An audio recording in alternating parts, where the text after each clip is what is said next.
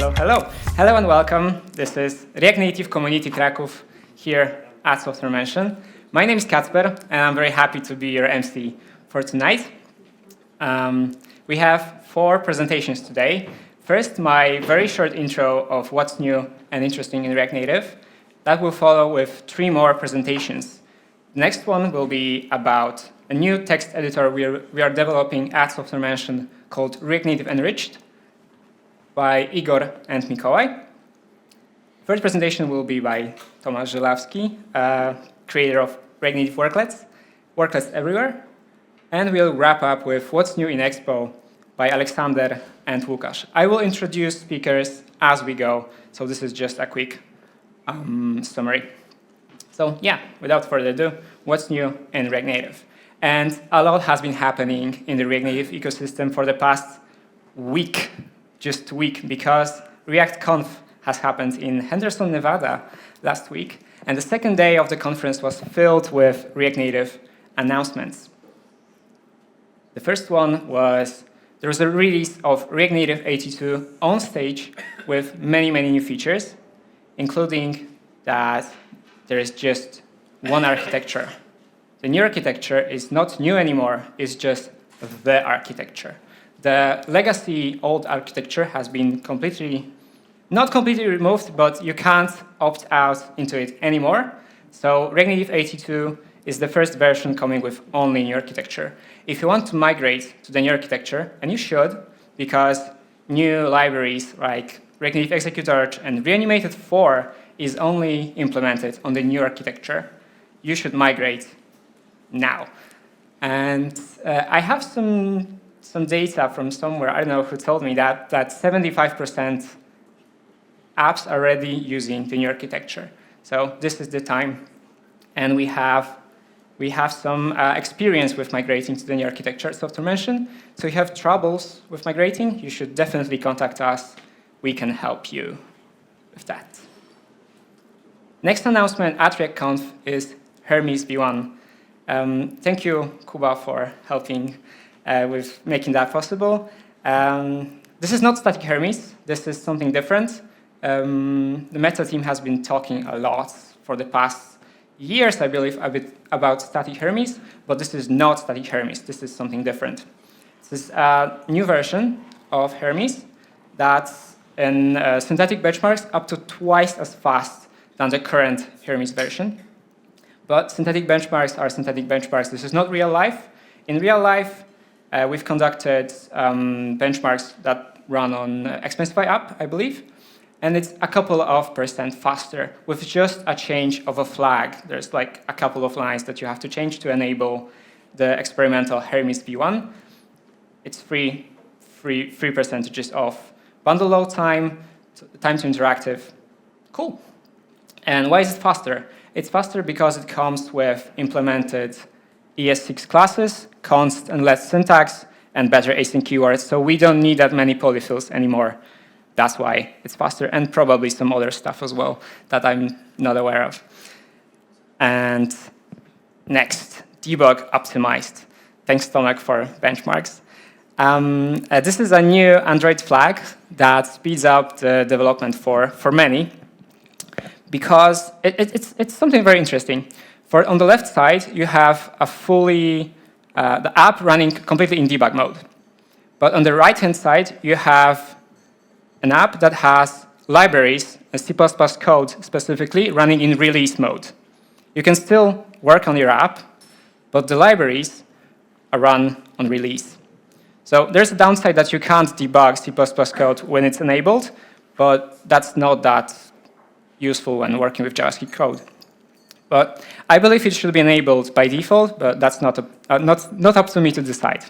But yeah, the performance is, as you can see, greater. Next one, React Foundation. We are part of this collective that formalizes React and React Native development for it secures the future of React and React Native. The funding is secured. There is a dedicated engineering team at Meta. It has been for many years, but this is now have been formalized and Not that many things has changing for you guys, but it's interesting for us. Yeah. Glimpse of the future. At ReactConf, there have been new announcement about a React Native version that hasn't been released yet, React Native 83. It's coming in the next probably 3 months or so, till the end of the year. But there will be new features. One of them is virtual view, currently in experimental mode. It's a building block for lists in React Native. So for example, a flash list or legend list could use it to make it simpler for them for development. It has 3 states: visible, pre-render, and hidden. And thanks to the new architecture, it's guaranteed to be rendered when it's visible. So this will mitigate any blank spaces when you scroll. Really cool. I have a note that I wish it's going to be stable soon. Yeah, next one. Performance API plus a new performance panel in React Native DevTools. So in React Native 82, so the current version, current stable version, we have new features to measure performance in JavaScript: performance now, performance mark, performance measure. But the tools to view this performance, I don't know, logs, will be added in 83, so in 3 months. It will come with a flame chart to view this performance logs.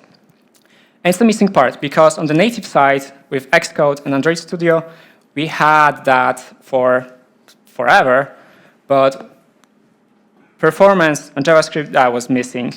This panel was missing. Next one, network panel. We have that in Raiden IDE, but it will come with 83 as well. You can debug fetch, XML, HTTP requests, and also preview images straight in React Native DevTools. Very cool. 3 months to wait more. We've been waiting for quite some time. Last but not least, from ReactConf, we have React Native DevTools desktop app.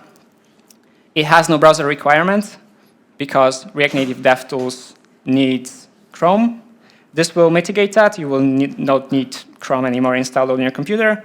It has some quality of life improvements like auto-raise and breakpoints, and remembers the arrangement of the windows on your computer for debugging, obviously. Cool. And with Piaskowy, we've sat on Friday and ranked all the announcements in a 1-hour-long live stream, so you can get more insights from our comments. It was fun. You should watch it. Next one, React Native Harness from our friends from ColdStack. 2 days ago, I believe, they've announced a new library that allows to test native modules with JavaScript. It has a Jest-like syntax, and it's very cool that it executes the code directly on real devices or simulator. It's not running on Node and simulates that. It runs on the real stuff, which is very cool. You can test, for example, MMKV from JavaScript. Cool, useful. And we have a split view in React Native Screens. So in the very near future, React Native Screens will support the 3-column layout that we have on iPads. It's a UI split view controller from iOS that will come to React Native world, which is very cool. And that was enough. That was everything I have for the intro. Next. Oh, no, not yet, because I have one more announcement. Unofficially, we have Blindbird tickets currently on sale just here, just right now. It's not announced yet publicly. Only here you have a QR code. It's the lowest price possible for the App.js conference you can get. And we have around 30 slots available for the Blindbird ticket. You can't get it anywhere else.